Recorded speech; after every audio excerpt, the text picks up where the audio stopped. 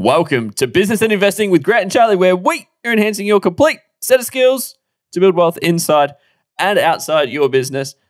Charlie, I'm on a high this morning. Do you want to know why? I really want to know why. I figured it out. I figured out how to win short term and win the long term. Lay it down for me, Meryl. Lay it down. All right. So we have a newsletter. Short term pain, short term win. You can head over to businessandinvesting.com/newsletter, put in your name and email, click subscribe, win from the short term. You want to know the long term? Tell me the long term. You get these emails every single week that talks about how to generate wealth inside and outside your business. And over the long term, you're actually winning in life, which means I'm like, I almost get to have my cake and eat it too. So it's the short term and long term. So if anyone's listening to this and like, Grant, this is the greatest piece of advice I've ever heard, I get it. Just head over to businessandinvesting.com/newsletter and I'll repeat it. Put in your name and email, click subscribe. You'll win short term and long term too. Cheers, Charlie. Let's cue your disclaimer. It's Charlie here from Business and Investing, and I need to let you know that Grant, myself, and the Business and Investing team are in no way, shape, or form qualified to give you personal or specific financial advice. We strongly encourage you seek out and use professionals when you are making investment decisions or comparing investment products.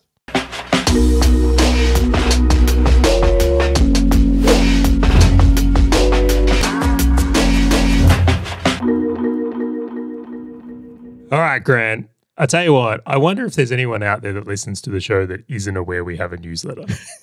It needs to be the thing. Dude, I would almost just listen to this show to see how creative you will be at promoting the newsletter in the intro. You know, we can never not do a newsletter now. Like, this is just so ingrained and baked in. It would actually be a little bit funny if we stopped. Just like, or broke the URL, like change the URL to like free-newsletter, just so people couldn't find it. I will give you credit though. One of the ways you've really enhanced the intro is tying it into the topic of discussion. I'm trying. Yeah, so people might have picked up in your intro today that we're talking about the short term and the long term. And really the pros, cons, and challenges when you get this out of balance, right? Because some people out there, they get very short-term focused at the expense of the long term. Other people, which I would put myself into this camp, can go so long-term focused that we ignore the short term, and that can have significant consequence. And there's a real art and skill to being able to play the short and long term to like maximize results. And I did none of those problems, so I'm just going to interrogate you. No, none of this relates to me. I'm feeling that may not be true. Yeah, you'd be right. You'd be right. All right, so let's go there. I'd love to use a few examples. I might lead this one off because I can just think of one hugely now. When I started my first agency, it was very clear to me that the whole outcome I had was just making enough money every month to pay the bills. And what did you think was enough? Like, what was your comparison point? Well, I knew at this point, so if I was to give you the comparison, when I was a plumber, I was making about and this is just from the salary, not any side jobs or weekend work, which I used to do a lot of. Cashies? Yeah, man, the cashy thing in the trade world is real. And honestly, some weeks I made more from cashies than I did working in the industry. It's phenomenal how that can work. It's good short-term thinking. And not at all a way to avoid tax. I mean, what? Didn't at all say that. I feel like there's no government employees that listen to this. You're pretty safe. Maybe. It's an interesting thing. Well, I mean, they get it anyway, right? It's like I take that money, I spend it in the economy, it creates GST. It'll come back. I'm sure they're aware. That's why they have GST, I'm pretty sure, is because the income tax system is flawed. But I'll say specifically for your cash jobs.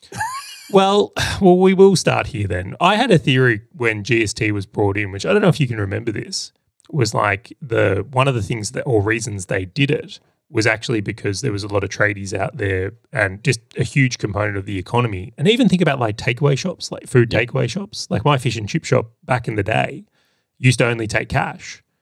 Or the hairdresser used to only take cash, and then it's like, well, how much of it is actually being taxed? Where GST is you're taxed when you spend, right? Yeah. So I always felt the GST system was a way of counterbalancing how much cash runs through the system and is uncaptured. And I thought it was a reasonable idea because if you were an executive paid at CBA, there's no way you could get around income tax. But if you were a tradie, you could just basically pretend, oh, I didn't work that week. do a heap of cash jobs and effectively increase your take home in other ways. But anyway, I don't want to digress from the topic. Not what we're here for at all. Just an interesting thing to understand in the taxation system. Now, when I was a plumber, I was making about $1,300 a week, which when I was 20-ish, it was a substantial amount of money. So about 70K a year-ish? Well, it's about $5,000 a month is the way to think about it. And so that was my comparison point. So when I got into my agency, that was what I was looking to replicate. So all my thinking, actions, behaviors, thoughts, strategies was just focused on achieving $5,000 a month of net profit. That was Replace the previous income. Yeah. Now, unfortunately, because that window was quite small, right? I'm thinking monthly. Everything's monthly. Right? At times, I very much made decisions that were short-term focused instead of long-term focused. And can I give a couple of examples? I reckon I could guess them, but go for it. All right, I have a couple of guesses first. All right. So you were agency boy. Yeah, definitely. Agency boy. Hands down, I don't think there's an agency owner that never offered and did a website. One-off fee. No, that was a core component of the offering. Like I was doing websites, SEO, PPC, like all of it. Insane. All right. What else did you do? Did you organize some events for people? Oh, hang on. Business cards. You would have done business cards. All right. So what you're suggesting is, did I take on other services and do other things to enhance the amount of things a client bought from me? Yeah, I absolutely did. So I even did apps, right? I kid you not, is that we made some mobile apps at a point. So what I kind of looked at there is my thinking was, well, if I've got a client, instead of just being in one area and let's say doing a website and some ads for them, I just started adding on other things that added in complexity to this business. Now, it was very short-term focused because, yes, I could serve this one client and potentially increase their amount they spend with me. But the consequence of that was I would chew up all my time focused on that one client that we never got to scale. Yep. Like actually the opportunity cost was scaling out a simpler business in that example. Would you like a couple more? I would love more. I resisted hiring because when you hire... You wanted to cash yourself? Yeah, exactly. Like when I first started making, let's say that $5,000 a month, the idea of hiring someone meant my profit would go down in the short term. It might take 6 months for me to build the business back up to a point where I'm making 5 again. But that was the way to get to 10. Yeah. So instead of doing that, I would just work more hours. And I think a lot of people out there are doing that right now. I'm going to be frank on this one, is the way they try and increase the amount they make is injecting more hours into those types of activities without the more focus on the horizon of building the team in this one here. Yeah, it's fascinating that you share that. Very similar journey. So I started off primarily just selling websites. And so it was very lumpy revenue. So I would go and try and bring in things. And I've mentioned this story here before of me actually going and selling content as if I was a content writer. It was content for an orthodontist, like as if I was ever going to be good at this content. But I needed the cash, and there was no one on the team that was going to deliver it, which meant that I was sat there Thursday nights, Friday nights, and the weekends reading over orthodontic brochures to actually try and understand how to do the thing, which took me away from networking, selling, looking about how can I improve the efficiency of the business to increase profitability, just because I was desperate and I needed the cash this month in order to justify my earnings. And it was the quickest way for me to not compound and grow. Hugely, that's what you miss out on. Like if we go back to this time, this was, almost 10 years ago now. Probably is 10 years ago if I really think about it. Like how many people started podcasts 10 years ago that didn't have a great initial payoff, but had an amazing compounded value where for 12 months they probably got nothing out of it, but over 5 years have become immensely valuable assets that have then enabled them to generate significant cash flow and profits from. Powerhouse. Yeah, and case in point is like we know some of these people. They're our friends. Like I'll tell you a quick story here, and I hope you won't mind me talking about it, but someone I've worked with in the past and I'm a huge fan of is Nathan Chan from Founder. Yep. Yeah, now if you look back in Nathan's story, and I'm sure people have even heard this, for the first 12 months of that business, he made like nothing. He spent 12 months just building the content, trying to get better people into the magazine, and eventually after a lot of hard work, he started getting people like Richard Branson and Tony Robbins. It was only after he'd spent all that time and had a longer term vision for things was he able to then, capitalize on his assets in a much stronger way. And example after example of this, right? Yeah. So when I look back on it, and this is where it comes for me, chasing that short-term $5,000 and then aligning my behaviors to that, selling in a way that was aligned to that, there was a huge expense and opportunity loss that I just didn't see. And I think many don't see. Did you do the same with little side businesses from your main business? I wasn't a big side business guy. I must admit, when I did agency, I played all out in agency pretty hard. And then was towards the later part where I was kind of like, I did actually start doing work on my outsourcing business at the time. So the VA business had kind of started as my first side project, but it was actually because of opportunities to sell the agency and then make a move that kind of existed. So yes, I did a few things here or there, but I wasn't a dabbler in the same way. I definitely stayed in agency land to a degree. Yeah, I got to start dropping some shiny objects around your house. Dude, that was so for me, one of the things that I did. So I was selling lumpy websites, so lumpy revenue, which was websites, which when I say that, I mean selling project-based things, which meant that I'd have to go out and sell more in order to deliver it. And then it would just be a rinse and repeat cycle. That's what I have to do. And so one of the things that I found was like, I'm like, okay, well, this sucks. How can I go and do something completely different? And so I would then go and spend more of my time to look for different businesses to run to try and make the money short term to make up for the difference of the time that I was actually investing in the website business. Can you articulate that or dive more deeply? Because I almost look at that and go, that's kind of long-term thinking. You've acknowledged, hey, this business isn't great. I've got to find something else to solve this problem long-term. But you're almost suggesting that it was like, no, I'm actually just trying to like cover up a flaw in the business model. So maybe it's, all right, websites are really lumpy. I'm going to start making business cards to just fill in little gap revenue. I love the fact that you've picked this up because that was going to be the second point I was going to make on it. So initially it was, how do I find a business model that's got better profit margins that I can deliver quicker, easier, repetitively than this, which is why I went to like drop shipping and affiliate websites. It's like, infinite supply. I can totally do these things.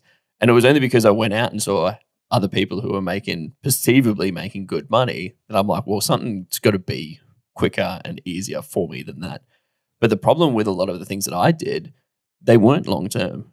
It was literally to try and get me out of the current short term. So is this like fad hopping? Were you one of those guys selling like hoverboards or something? I'm sure if I went back 15 years, I'd be selling fidget spinners. Like this was like, so that was the challenge. And so even though in my mind, I thought I was looking for the infinitely better long-term solution, like looking back at it, all I was doing was I was jumping from a short-term pain to another short-term pain to another short-term pain because I didn't actually stop and think and go, how can I build a long-term base, right? And so to your point around a podcast, like how can I build that thing that I want to do for the next 10 years, 15 years or whatever and start doing that today? It was more, how do I generate the cash today and at what things can I jump onto with my knowledge in order to pull in that cash really quick?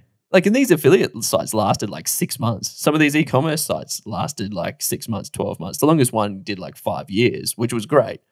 But it was 1 out of like 12. I was like a VC firm trying to figure out which one was going to be the one as opposed to actually choosing the long-term play from the very get-go and sticking with that the whole way through. Completely. Do you ever look back and just think about like we were on the internet at a time where you could grow email lists for like, 20 cents. Per person and stuff. And like there were people that saw that opportunity and they went all on like growing audience in some way as a type of asset, whether it's podcast or email list. There was people that went all in on like, I believe you know this person as well, like owning certain websites, like lead gen sites for plumbers or lead gen sites. And like they saw the opportunity in building the asset. And instead of being short-term extraction focused like you and I, it's like, how do I get my $5,000 a month to pay the bills? They were injecting any of the short-term profits they made into assets. And assets that had a long-term play. It's really interesting. There's a couple of guys that I catch up with that I knew when I first started business, some of which I went through university with. and they are still in the same business after like 15 years and crushing. And they've just like seen my journey was just like hopping, and then I changed it after a couple of years, and I just went, that's it, I'm going to go for long-term focus. But they knew what they wanted to do from the outset, and they knew the business model, and they went through, to your point, this pain of starting it up, the cost behind it, and they go, this is the thing that's going to actually lead me to a better long-term outcome. And this is the greatest case study of like the pain that I went through on short-term jumping for a couple of years compared to themselves and like where they've ended up. It was just, it works. I want to frame something here, though. I think to use this example, you and I clearly, we'll just say we've learned from this. We both would probably do things differently if we went back in time. And I think many people out there may consider if they are short-term focused and not turning it into long-term wins. But I would just want to highlight another thing here around employees. I find in a lot of cases, what I did and have seen commonly is when many people hire, they hire based on the need of what their business has today and the pain they're in. Yep. All right, and they don't think necessarily strategically in the idea of, well, who am I going to need 3 years from now? And they might, let's say, promote one of their team who was a good salesperson into being a sales manager instead of hiring the sales manager that knows how to lead a bigger team that they're trying to grow into. So again, when you shift the question of like, how do I solve the problem today into how do I build the business I want 5 years from now, you start to come up with very different answers in how you approach things. Like the frame reset adjusts the actual answers to the solutions and problems you have within your business, right? Yeah. So I would encourage everyone out there to really come back to where they're trying to go long-term and try and re-engineer, do I actually have the things that I need to be successful in that today? Am I thinking and looking in that way? But I want to shift topics now because I think there's there's one group of people that are very short-term focused on the month, essentially creating this loop. But there's this whole other group of people that are only long-term focused, and essentially because there's not enough short-term wins, they actually never win either. Did that too. Amazing. Tell us more. So imagine this. So I did websites, started doing affiliates in e-com, and then I moved into like SEO and did like the full service agency, which was the better business model. Like that was the one that was producing good profits, good revenue, recurring. Like it was all monthly recurring revenue. Most of it was. To which then I moved overseas, and I'm like, you know what? I'm going for a bigger opportunity. Can I say it? Can I use the word? Do it. Legacy. That was exactly the word that I was saying. So I said, you know what? I'm done. I'm down. I know how to run business. I know how to do this profit-generating thing. Let's go and assign this to the legacy play. And so at the time, I was just, what interests me, I love developments. And so I got into software as a service, built a business that still exists today and still is doing the thing and I'm on the board for. But it was the forever game. Dude, I had ran that thing after about 5 years as the chief product officer, co-founder, everything without extracting a single dollar in. I put 6 figures of my own money in. I was making sure that everyone else was getting paid better than I was for this infinite long game that was, okay, well, if we sell out, that's going to be my win. That's going to be my big tick of the box. I've done the thing, etc. Which I just got to a point where I'm like, this is not guaranteed a success. I need to try and figure out how I take chips off the table along the way. And maybe this is not the vehicle for it. And so I essentially created this forever long-term game that I was just getting into where I wasn't actually building like a war chest of investments or otherwise outside of it. So I went from a full, how do I make money every single month and find the best profit vehicle to no, screw that. Let's go pure legacy because I had a good amount of cash in a bank account. And so I went to both extremes. And at the end of it, actually ended up finding like this good middle ground only by doing the two different approaches. Well, how many people even deeper to that, right? So SaaS world particularly is notorious with this type of setup because you have to invest a lot in building an asset, which is the software itself. Yep. And you might have to raise capital for that, or you may have to work for free if you're the coder and develop it yourself. Like you're putting in a ton of effort to get there, and the payday can be much longer. A lot of people go broke not being able to survive that cycle. There's not enough short-term wins along the way to keep the project going. And there's no guarantee that the project will keep going, right? Or be a success. Completely. Same in podcasting world, right? And I must admit, I am concerned how many times I've come across this. Like how many people go all in on podcast in being their marketing strategy for their business. Like, and we've seen this where a podcast it takes longer time to build an audience than, say, something like running Facebook ads or Google ads. Yep. Where they're convinced they're going to be able to survive the cycle. They go, we're just going to podcast because we know podcasting can produce high quality leads. We think we're going to start generating it. They start the show. It's not the success they had hoped for initially. Maybe it's the content. Maybe it doesn't fit the market, whatever it is from there. And in that 12-month period where they're investing all their marketing dollars into the podcast, they're not generating enough new business and actually end up having to pull the plug on the long-term asset to do something more short-focused. See this with brands and direct response ads all the time. Huge. And I'm not trying to taboo any of these or say one is wrong or right, but my view and opinion is like you got to be able to play both. Have to. Do you feel that it's a foot in each camp at the same time? Do you feel like you have to be able to play the short term and long term at the same time, or do you see it as like seasons?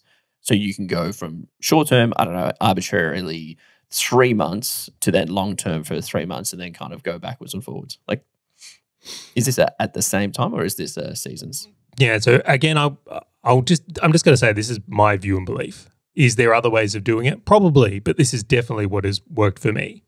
My view is that number one is you have to have a long-term goal to align to. You absolutely do. If you don't have a long-term goal, whether that's financial independence, whether it's a certain amount of net wealth, if it's a lifestyle, like whatever it is, there has to be something you're looking at past the short term to realign to. Now, step one. Now, step two in that is I think you want to be as long-term focused as you can be, right? Now, to that point is that's acknowledging the realities. So if you require, in my example before, $5,000 a month to, run your life, it doesn't make any sense to approach a business from a long-term horizon where that isn't insured. Yep. Because you're just going to wipe out. Like you don't actually stand a chance of being successful long-term if you don't look after yourself in the short term. That's like saying, don't worry, I'm going to live to 100, but I'm just going to stop breathing. I don't need lungs. I don't need to breathe today. It'll be fine. It's fine. But there's some things that require short-term focus. Yeah. And then what I really love to do is very much acknowledge how short-term strategies feed into long-term strategies. And I'll use an example. Short-term, I might be focused on, like what we do is running a media company. But I take the profits from my media company and then I inject it into real estate, which is a much longer game, right? So that's a strategy in which I've got a short-term cash flow that I turn into a long-term asset and cash flow. And I think that's a really powerful way to think about it. And when you are doing short-term activities, if you've got that long-term goal to come back to and align to, you can measure up and, I guess, dissect the effectiveness of these short-term things, turning them into long-term things. In your example, Grant, in the software example, you might say, well, I'm going to consult people on their SaaS or their coding or whatever it is to generate cash so that I can then fund the development of my coding and asset long-term. I also think there's an interesting idea in this thinking that in a lot of cases, what you're really doing is looking to turn things that generate short-term cash into assets that generate long-term either wealth or cash as well, right? There's something in the nature of that. And when we think about long-term, they often have like a compounding value, like real estate example, or an email list, or a podcast. And it was interesting you say that. And I share this only as an anecdote. And there are people that I know that do this very well. I just, at the time, did not and was not able to do it well. Where they take, to your point, they take the cash out of the businesses every single month and they go and invest it in other businesses, whether it's angel investing, VC, or anything like that. The challenge that I had at that time was that I had a couple of the businesses that started becoming successful and required more of my time in order to guide them into becoming more of a success. And in turn, what I ended up doing was just sacrificing a heap of my own time to actually support and fuel a whole heap of these long-term games, to which it just turned out I needed to close some of them in order to go for one. And that was one thing that I did not realize at the start, which is why I do something very similar, which is going into investing in real estate long-term, where it's a bit more significantly more passive than getting involved in these businesses, because that was where I was at. I was just losing all of my time, effort, and willpower. and dispersing my focus across multiple different businesses that were starting to become successful. It was never going to be the outcome I was looking for, and I had to go through it in order for me to become aware of it. I think this happens within people that it's not just investing in other businesses. I'll paint another scenario for you. Right? Let's say someone is running a business today and they're trying to think long term and they go, look, I want to build a bigger team because that is an asset within this business. Yep. Makes sense on the surface, right? But if you hire people that aren't equipped to manage themselves or set up with systems where they can work autonomously, every time you hire someone, it's actually going to drain your time. Yep. And the consequence of that is you actually end up in short-term thinking of firefighting. Correct. Yeah. So even if it's not other businesses like it was in your case, in a lot of cases, what someone has mistaken is a long-term view, not recognizing the consequences of building it in that way. So you've got to, and to be fair, that was me, right? I had 15 employees and no idea how to handle them in the agency. So I would just get up every day and firefight.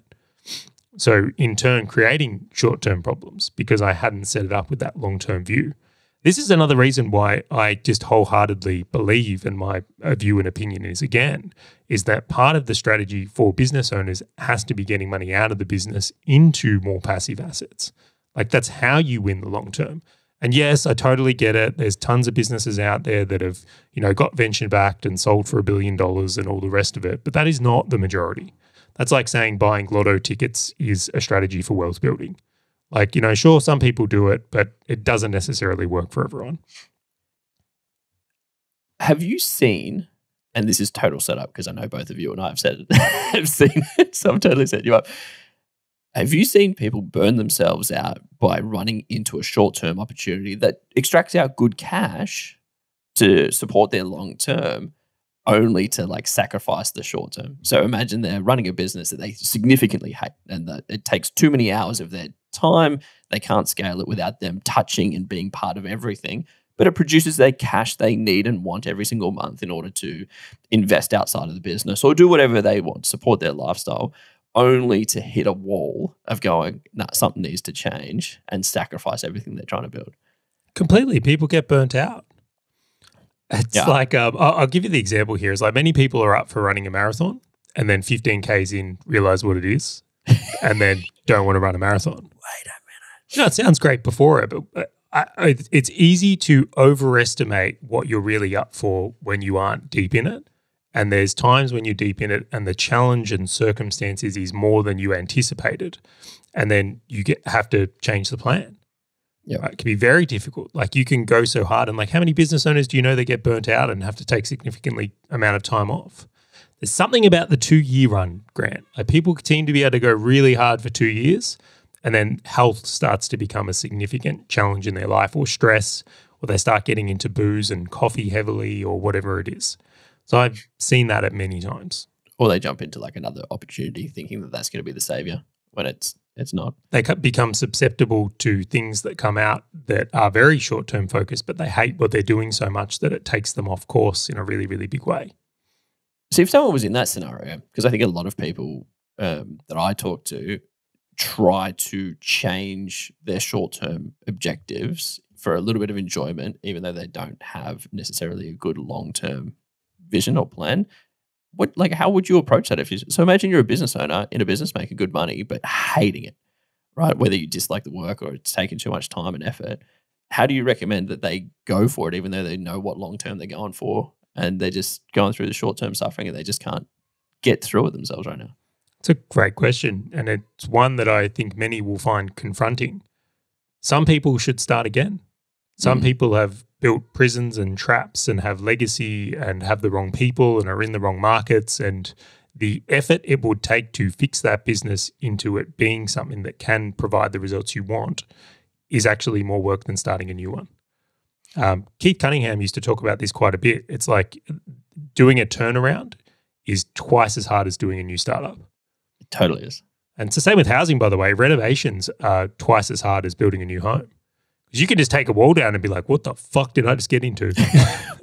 No, I'm going to hold the roof up with some steel beam. Great. I've seen things, Grant. I have seen things. I'm not going to lie, man. I remember doing a renovator once and opening a wall and just looking at how someone had this was like a load-bearing wall. and there was just like, certain parts of the frame just like cut where they shouldn't be. I'm like, this is a death trap. This is actually a death trap.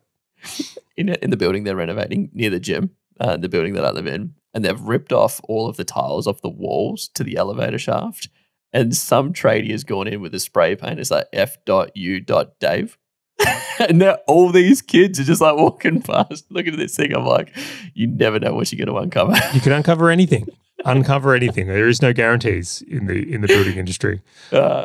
Anyway, digressing this back to here is that if someone's truly built themselves the wrong vehicle in the short term to create the long-term assets, just like we say, like having a good business is step one, you might have to reset. And to be fair, I've done that multiple times.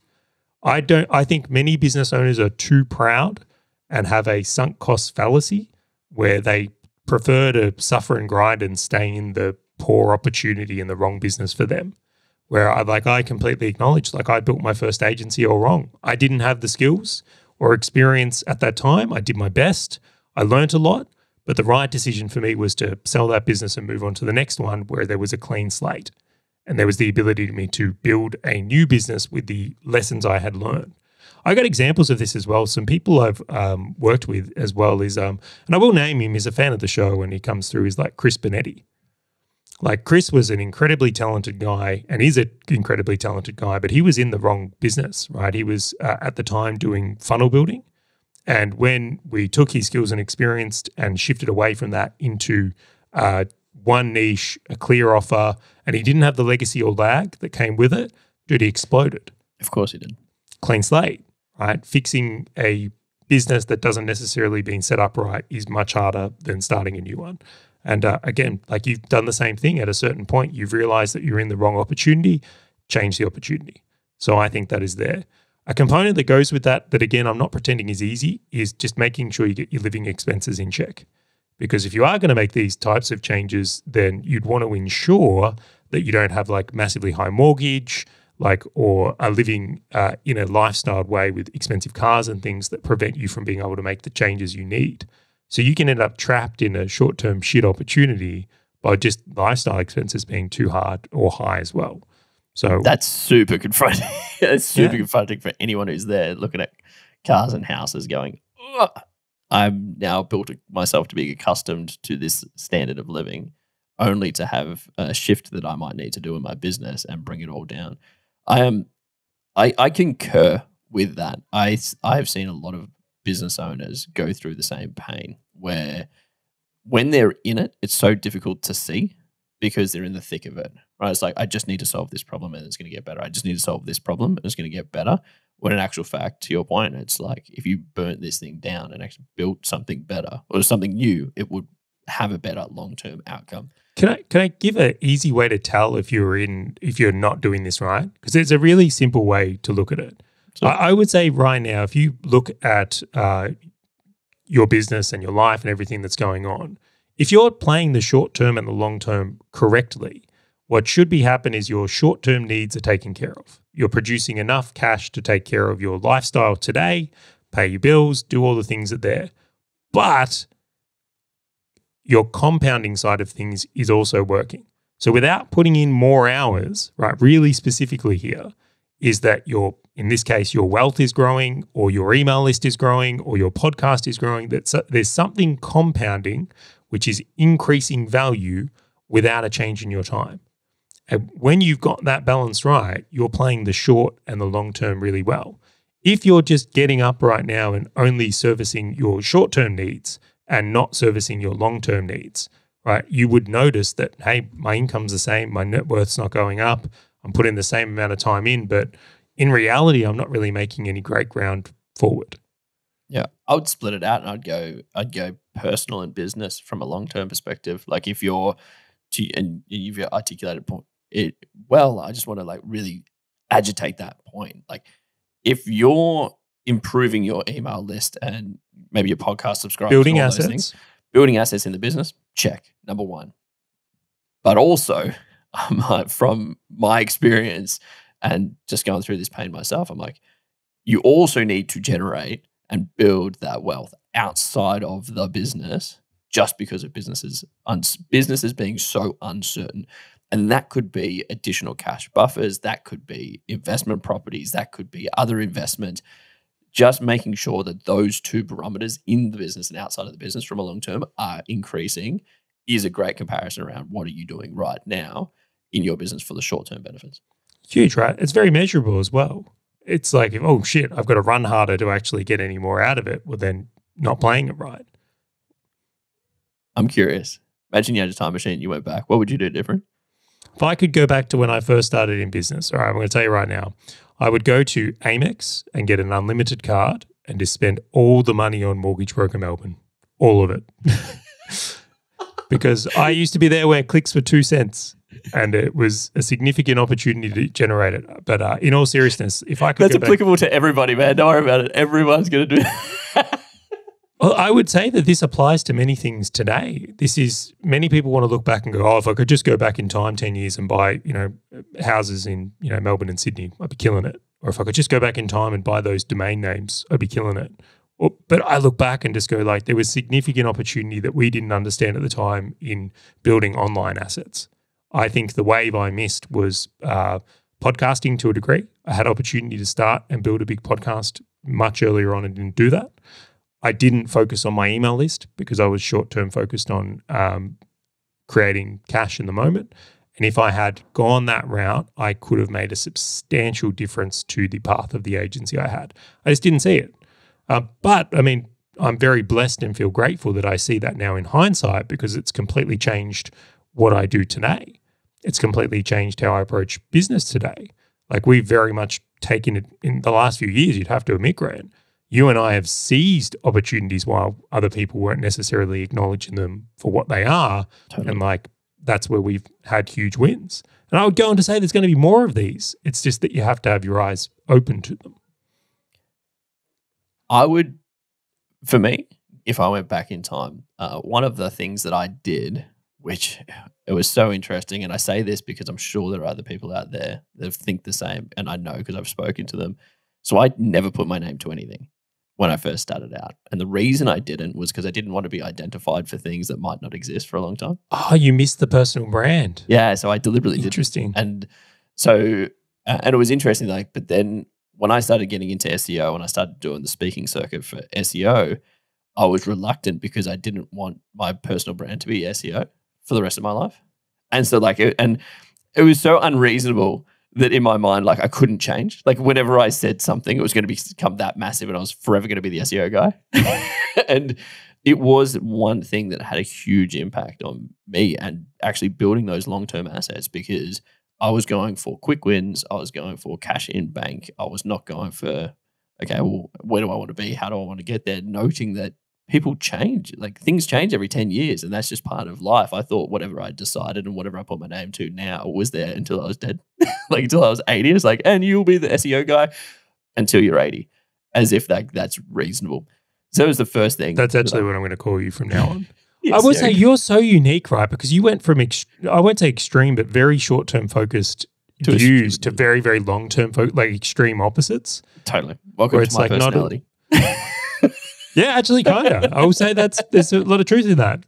Did I rock up and just try and swing and break a golf ball in half at the driving range when we're playing golf? Like that's the object. You're an all-in type of guy. I like it. All-in type of guy. So that's one of the first things. And the second one that I really should have focused in on was like the wealth outside of a business context. And that was the challenge. So I invested all my cash back into growing other startups, investing in team, like sacrificing my personal growth. I know that I'm gonna pause you right there. I could understand why in hindsight you would believe that, but I still think the intentions were good. Like the ideation was good. No, I totally agree. I think the challenge that I did was I put a lot of pressure on myself long term to make sure one or two of these businesses were highly successful in order for me to have a windfall in my personal life. Right. And when I've walked through the scenario of like when Hazel's looked at me saying, when are we going to focus on the family wealth versus business wealth? I think even if I didn't go whole hog on buying investment properties or doing the thing, just having it as a barometer, because it was not even a barometer. Like my lifestyle was based upon all of the money that I didn't spend in my business. Like that was it. That was like that's what I spent. It was just like, cool. You want to grow the team? No worries at all. You were totally one of those guys that just had one bank account where it was Damn business and straight, man. personal, Just and you had it all. No, there. but in my personal name, but in the company, I had GST accounts. I had like all these other accounts in there. And and so that was the second thing, that if I went back in time using my personal net wealth, not as a valuation of my businesses, which is what I did, actual net wealth in my personal name, I think that would have been a great barometer to start with. Would I have changed and bought a heap of properties back then? Probably not. It just would have been a great reference check on, am I continuing to grow this? But the focus on being successful in business is the one that I do think is short-sighted, to be honest, because you've got to be able to turn that into something. Yep. Like just being successful in business alone isn't the end game. And I would suspect many people get trapped in that. I was trapped in that for sure. And those are probably the two key things outside of some transactional stuff around like trying to keep my feet in both camps, like doing short-term and long-term at the same time. But life's a fascinating thing. Before we wrap it up, one of the questions I did have is, so for you, for people listening to this, how can they actively sort of focus in on the short term, like to actually make the benefits from it? Are you looking for like tactics here, or like things that are more short term? Yeah, totally. I'm looking for tactics. Like imagine they're sitting there, they're like, I've got my long-term vision. I know my net wealth number. I know what the cash flow that I want my assets to produce at the end when I'm 50, 60 or whatever. But right now I've got some pain points. Like what are the key things that you reckon that they should look for? Yeah, so I love this as a question. I would say in the short term, you've got to address the most important thing is going to be cash generation. Like if you are going to focus anything in the short term, you want to know how it turns into cash, and specifically profits, not just cash, right? I say cash from the point of view that I'm meaning like, because some people sell things on contract value, but then they collect very little cash. Yep. And then others, in the variety of thing, they might just be collecting cash as profits. So what I'm talking about is, I think it's net free cash flow is the actual thing. As a business owner, if you can align your efforts to increasing your net free cash flow without just diving a ton of hours into things, that is the thing that allows you to invest more and move more things through it. So when I look at that right now is I want to be thinking about the most effective strategies and tactics to do so, right? And that is a huge one there. That's my kind of take on it.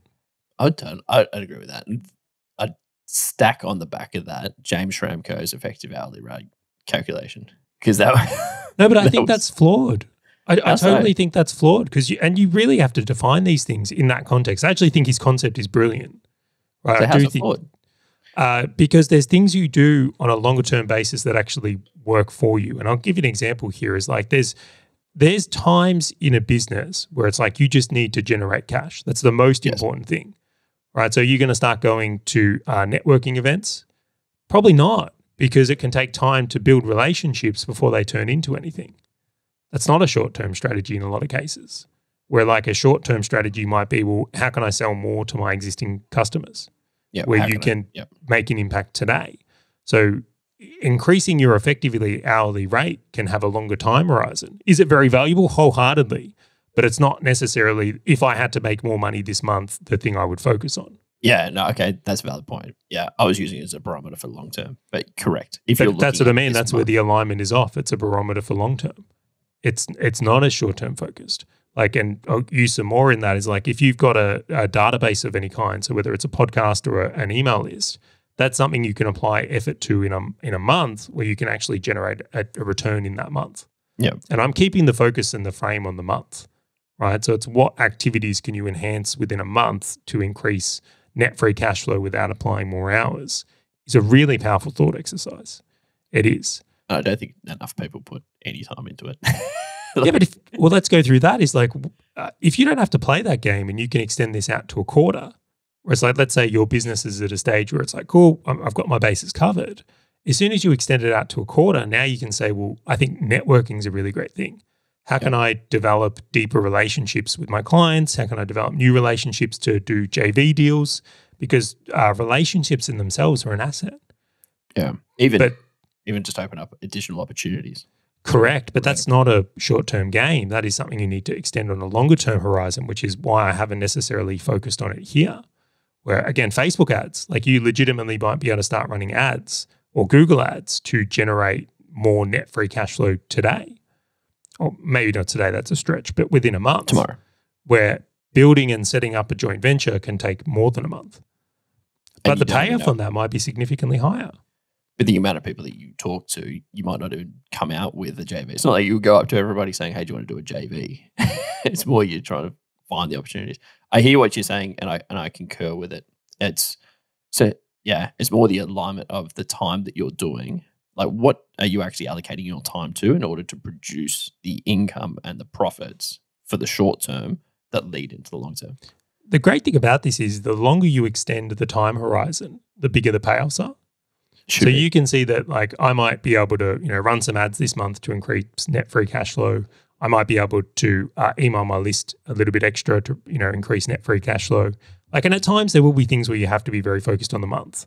When you start bringing these out to the quarter, now you can see it's like network development and a JV. I know I can produce a much bigger result on a network player or a joint venture in what we do. Yeah, but it's going to take more time to develop that, but it will likely outstrip what is created there. But if you go over a year now you're talking about, well, how big can I grow an email list that I can then create these types of profits of? Or how big can I grow a podcast to grow these types of profits of? What type of employees can I hire where we'll be set up to deliver bigger things where we can generate a lot more cash out of, right? So, and then if you go like 10 years and you start thinking about, well, real estate, what type of property can I buy today where I need the payoff to be 10 years from now, where you can really take advantage of time and all the rest of it. And the payoffs get bigger as you extend the time horizon because of the asset value you can create. It's just that if you don't necessarily view it in that light, it would be easy to miss those opportunities. The interesting thing, the further I extend my time horizon, like to use your 10-year example, the less the business I'm currently running relates to it. That is the tendency. Only because I'm aware of trends. I'm aware that people jump on trends and make good money as they jump on trends. But these trends and the technology that we currently have in the platforms, like what Facebook ads wasn't what it is now 10, 15, it wasn't even around, 15, 20 years ago to its current extent. Like, things considerably change, which means that when you start going out to those horizons, it's like, okay, what does that look like? Well, this is the business cycle. So this is a whole nother component. Like, my view, and I was very fortunate to learn this from Brad Sugars, is like the business cycle is 5 years. Yep. It's very likely in a 5-year period, not all cases, but in a 5-year period, you're going to have to massively reinvent your business. Now, you might actually stay in the same industry, but you have to massively reinvent how you do things. Yeah. Whether it's product, the way you sell, the brand, the solution to the problem, the problems might change, etc. Completely. Like when we first got online and agencies 10 years ago, they're nothing like today. Same business. So there's a reinvention that goes through these things. And I look at that, but even further, trends will change. And for some people, depending on the business cycle, it might be time for them to get out of an industry and go into a new one. Mm. Right. And that is part of it as well. So in business terms, I really like the 5-year view with the cycle of taking and extracting what out into long-term assets, and then you reload and go again.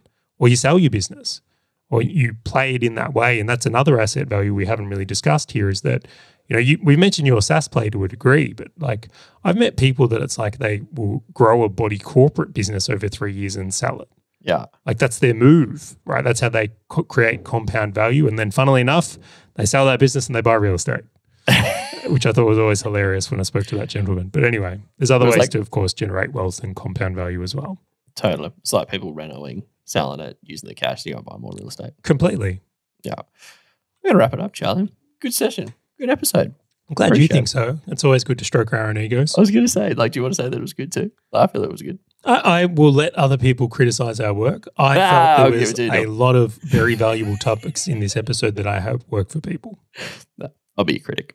I give you a 7 out of 10. Whoa, you did it. I did. You like that? I liked it because I knew you were going to come in and say I couldn't use a 7. This was my opportunity to give it a 7 out of 10. So, ouch. For anyone who hasn't heard this before, I'm convinced that most people don't ever actually rank things. So when say out of 10, what would you rate this? They just say 7. 7. So when you say you can't use a 7 and people have to give it an 8 or a 6, you know where they're really leaning towards. And then that's when people go 6.5 and you say you can't use decimals. You definitely can't use decimals either. Like 6.9 or something like that. All right, if you're listening to this and you're like, I would love to receive some more valuable information like this every single week. I got something for you. Head over to businessandinvesting.com/newsletter. Put in your name and email and rate us. How'd we go? Did we get a 7? 6.9? Either or. Just tell Charlie and annoy the living daylights out of him. Just want to say thank you for joining us, and we'll catch you on the next episode of Business and Investing.